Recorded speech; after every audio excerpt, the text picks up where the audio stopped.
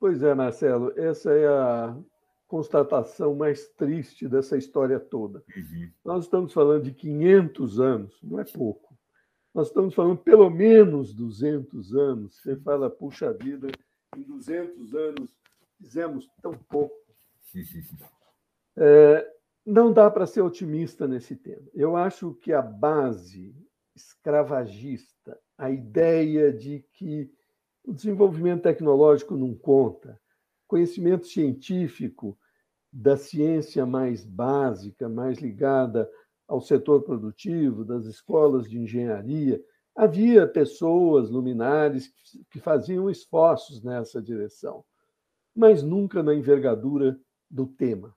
Quer dizer, nunca enfrentamos, a palavra é certamente nessa direção, nunca enfrentamos a questão dos escravizados de forma adequada. Nunca. Me lembro de vários temas, artigos. Como é que se faz a libertação dos escravos? Aquilo era uma apropriação de capital importante. Como é que nós fizemos isso? Os escravizados foram colocados literalmente na rua. Sim. E não tinham muitas alternativas a lidar com a situação. Muitos retornam para trabalhar onde trabalhavam antes, com todas as mágoas não resolvidas, com toda a questão de educação dessa população não resolvida. A mágoa dos escravizados, da escravidão, permanece até hoje. Quer dizer, você tem aí algo de estrutural na economia. Criamos diferenças étnicas que vivemos com elas até hoje. Não vamos nos iludir. Os avanços foram mínimos nessa direção. Mas você falou dos Estados Unidos, lá eles têm uma herança assemelhada Também. nesse sentido.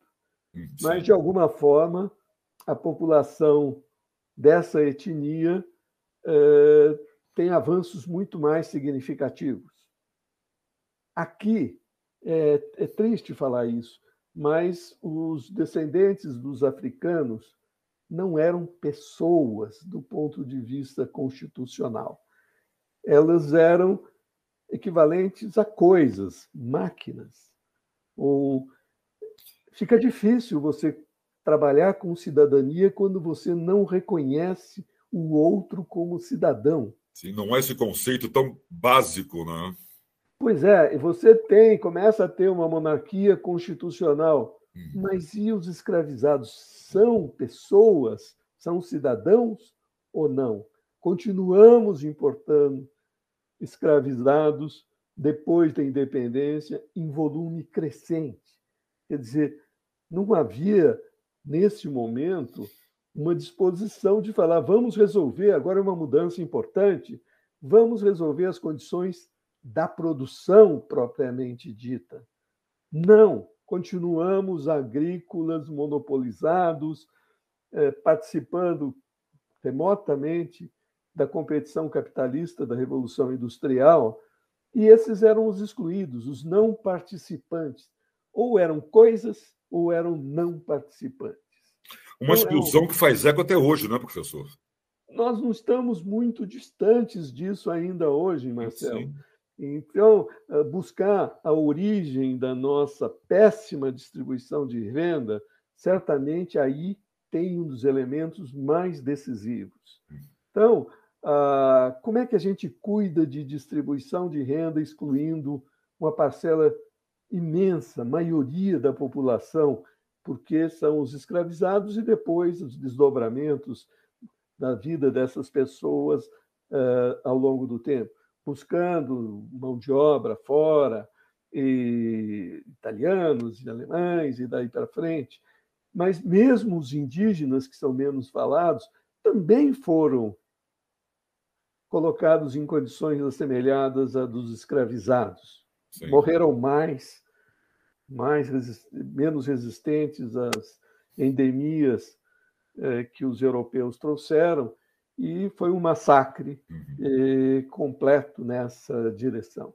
Então, veja, com essa base, que você tem uma péssima distribuição de renda, não chega a ser surpreendente. Nós vimos, Marcelo, se você olhar países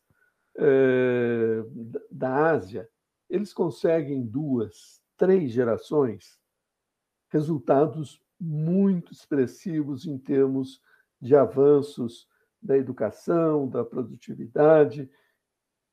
Eu me lembro de 3 gerações atrás. Quer dizer, a minha geração, que é um pouquinho, talvez, mais antiga que a sua, fez um trabalho miserável nesses aspectos.